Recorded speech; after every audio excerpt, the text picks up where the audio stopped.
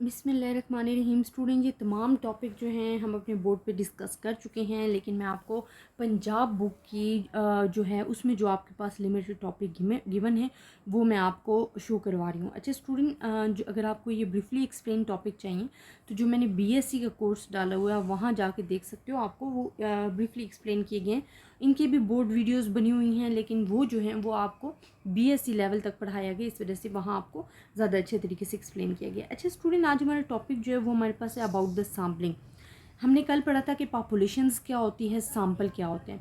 जब हम पॉपुलेशन में से सैम्पल सेलेक्ट करते हैं तो उस प्रोसीजर्स को, सिलेक्टिंग ऑफ सैम्पल्स को हम कहते हैं सैम्पलिंग। उस प्रोसीजर्स को हम कहते हैं सैम्पलिंग। अब हमारे पास है कि सैम्पल सर्वे क्या होता है या कंप्लीट इन्यूमरेशन क्या है। अच्छा, कंप्लीट इन्यूमरेशन स्टूडेंट होता है कि अगर आपके पास एक पॉपुलेशन गिवन है और आपने ईच एंड एवरी यूनिट को डिस्कस करना है तो वो आपके पास क्या कहलाता है, कंप्लीट इन्यूमरेशन कहलाता है। सैम्पलिंग का मेथड हम क्यों यूज़ करते हैं कि अगर आपने एक मुल्क की आबादी जो है या आपने एक मुल्क में एजुकेशन लेवल चेक करना है या आपने एम्प्लॉयर्स चेक करने हैं या इंडस्ट्रियल लेवल चेक करना है, तो अगर आपने ईच एंड एवरी इंडस्ट्री को ऑब्जर्व करना है तो they are the difficult for you, या आपके लिए मुश्किल हो जाएगा। तो we are then selecting the method of the sampling. Sampling का मेथड क्या होता है कि आप कुछ एरियाज़ को, स्पेसिफिक एरियाज़ को सिलेक्ट कर लेते हो and again I repeat this कि वो आपके पास जो एरियाज़ होने चाहिए वो नॉन ओवरलैप होने चाहिए, एक दूसरे को ओवरलैप नहीं करने चाहिए। तो आप वो एरियाज सेलेक्ट कर लेते हो, उन एरियाज़ पे वर्क करते हो और उस वर्क की बुनियाद पे जो आपके पास आंसर आता है वो आपके पास क्या हो रहा है, nearest to true value of population parameter. वो आपके पास क्या होता है कि true value of population parameter से नज़दीक तरीन होता है, और या आप कह सकते हो बिल्कुल इक्वल होता है। तो इस वजह से हम कम पैसों में, कम टाइम में उस मेथड के ज़रिए अपना आंसर कलेक्ट कर सकते हैं। तो जहाँ हमारे पास टाइम भी कम लग रहा है, एनर्जी भी कम वेस्ट हो रही है, पैसे भी कम लग रहे हैं, इकोनॉमिक है, तो हम उसी मेथड को प्रेफर करेंगे। इस वजह से सैम्पलिंग मेथड जो है ज़्यादा प्रेफर किया जाता है। लेकिन जो कंप्लीट इन्यूमरेशन होती है उसमें आपके पास क्या होता है कि जो पॉपुलेशंस का यूनिट है, ईच एंड एवरी यूनिट, उसको डिस्कस किया जाता है, उससे इंफॉर्मेशन इकट्ठी की जाती है। यहाँ वो कहते हैं, और सैम्पल सर्वे क्या है कि आप देखें हमने सैम्पल 3 कलेक्ट किए हैं, ये जो मैंने आप पिक्चर बनाई है, इसमें आपने क्या करना है कि एक सैम्पल से जब आप इन्फॉर्मेशन कंप्लीट कर लोगे तो you move to the other sample, तो आप दूसरे सैम्पल की तरफ जाओगे, इसी तरह नेक्स्ट सैम्पल की तरफ जाओगे। तो ये जो आपने इन्फॉर्मेशन कलेक्ट की है स्टूडेंट्स, और इस इंफॉर्मेशन को कलेक्ट करने के लिए जो आपने सर्वे किया है वो आपके पास सैम्पल सर्वे कहलाता है। हम कहते हैं collection of information from part of the population is making a sample survey. जैसे कि मैंने अभी आपको बताया कि आपने एक पार्ट से दूसरे पार्ट में जब इंफॉर्मेशन कलेक्ट करने जाना है तो आप सर्वे करोगे उसके लिए, तो वो जो हमारे पास सर्वे होगा उसको हम कहते हैं सैम्पल सर्वे।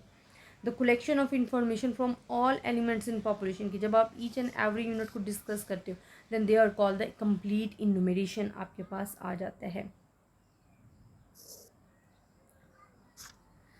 नेक्स्ट स्टूडेंट, हमारे पास क्या आ जाता है कि इस सैम्पलिंग का मेन पर्पज़ क्या है, पर्पज़ ऑफ सैम्पलिंग क्या है एंड एडवांटेज क्या है। अच्छा, पर्पज़ हमारे पास क्या है कि आपके पास मिनिमम कॉस्ट लगती है, मिनिमम टाइम, एफर्ट, और आंसर जो आता है वो मैक्सिमम इंफॉर्मेशन और करेक्ट आंसर आप जो है वो ड्राइव कर सकते हो। देन आपके पास दूसरा पर्पज़ क्या होता है कि रिलायबिलिटी होती है, वो रिलायबल आंसर होता है। आपके पास जितना भी जो है टाइम कम में हो, एफर्ट कम लगे, पैसे कम लगे, लेकिन अगर वो आंसर सही नहीं दे रहा तो आप उस मेथड को कभी भी चूज़ नहीं करोगे। तो ये जो हमारे पास मेथड होता है ये रिलायबल मेथड होता है, ये आपको जो भी आंसर देगा वो रिलायबिलिटी में होगा। To find the reliability of estimate derived from the sample जो है वो इसके मेन पर्पज़ में आ जाते हैं।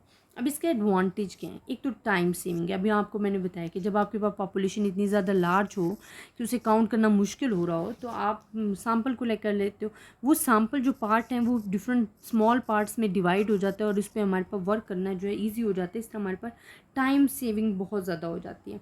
इसी तरह इकोनॉमिक क्या होता है कि आपको सस्ता पड़ जाता है, लेस एक्सपेंसेस है। आप देखें अगर आपको सर्वे करना है, जो कि हम प्रीवियस पढ़े कि सैम्पल सर्वे क्या होता है, अगर ईच एंड एवरी यूनिट को हमने डिस्कस करने के लिए सर्वे करना है तो वो हमारे पास बहुत ज़्यादा एक्सपेंसिव पड़ जाएगा। तो ये जो इकोनॉमिक इसे क्यों कहते हैं कि ये कम पैसों में हमें अच्छा रिजल्ट, सेम रिजल्ट जो है, क्योंकि अगर हम ईच एंड एवरी यूनिट को डिस्कस करते हैं तो वही रिजल्ट हमें प्रोवाइड करेगा, तो ये इकोनॉमिक भी है। देन एक्यूरेट है, एक्यूरेसी मीन क्या होता है कि आंसर आपके पास एक्यूरेट आना चाहिए। स्टूडेंट मैं अगेन एंड अगेन कह रही हूँ कि आपके पास जितना भी अच्छा मेथड हो, अगर वो रिजल्ट सही नहीं प्रोवाइड कर रहा तो आप उसे कभी भी प्रेफर नहीं करोगे। आप प्रेफर किस सूरत में करते हो कि जब आपके पास आंसर जो है वो एक्यूरेट आ रहा होता है। तो एक्यूरेसी जो है इसका जो है एडवांटेज ऑफ सैम्पलिंग में। देन फ्लेक्सिबिलिटी, फ्लेक्सिबिलिटी क्या होता है स्टूडेंट, फ्लेक्सिबल होता है कि आप कोई चीज़ उसमें इंक्लूड कर सकते हो, एक्सक्लूड कर सकते हो, ठीक है।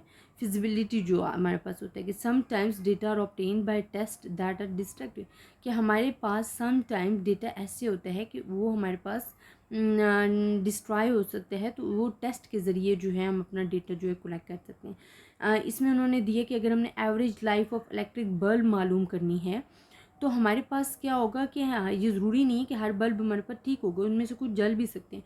तो यहाँ जो हमारे पास जो मेथड होता है ना फिजिबिलिटी वाला, वो हमारे पास यूज़ हो रहा होता है। तो इसका ये एक फ़ायदा है कि हम कोई चीज़ इंक्लूड कर सकते हैं, एक्सक्लूड कर सकते हैं। तो ये हमारे पास बहुत ज़्यादा जो है इम्पॉर्टेंट है। अच्छा, ये तो इसके एडवांटेज हो गए। देन लिमिटेशंस क्या हैं। लिमिटेशन हमारे पास है कि हमारे पास बेसिक फैक्ट्स जो हैं, each and every unit in the population are needed census become indispensable, कि जब हमें ऐसा कुछ मौका आता है कि हमें ईच एंड एवरी यूनिट को डिस्कस करना होता है, तो वहाँ हम सैम्पल का मेथड नहीं यूज़ सकते।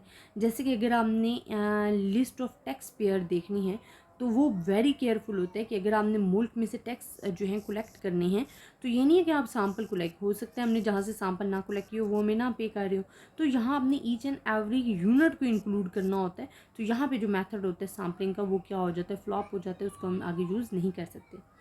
सैम्पलिंग डिज़ाइन क्या होता है स्टूडेंट, सैम्पलिंग डिज़ाइन क्या होता है कि आपने किस तरह से अपना प्रोसीजर जो है वो प्लान किया है, कि किस तरीके से डिज़ाइन किया, हमने प्लान किया, उसको हम कहते हैं कि हमारे पास डिज़ाइन बहुत ज़रूरी होता है। हम कहीं घूमने भी जाते हैं तो हमें पता होता है कि हमने पहले रेस्ट करना है, कौन सा होटल बुक करना है, कहाँ पे जाना है।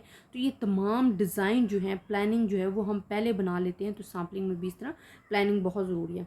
सैम्पलिंग यूनिट्स क्या होता है, सैम्पलिंग यूनिट्स अभी आपको मैंने बताया कि जो हम पॉपुलेशन है उसमें से जो एरियाज़ हमने सेलेक्ट किए हैं जहाँ से हमने इंफॉर्मेशन लेनी है वो सैम्पलिंग यूनिट्स हैं। तो हम कहते हैं sampling units are those basic units of population in terms of which sample design is plan. तो वो जहाँ से हमने सैम्पल डिज़ाइन किया वो हमारे पास सैम्पलिंग यूनिट्स कहलाएंगे।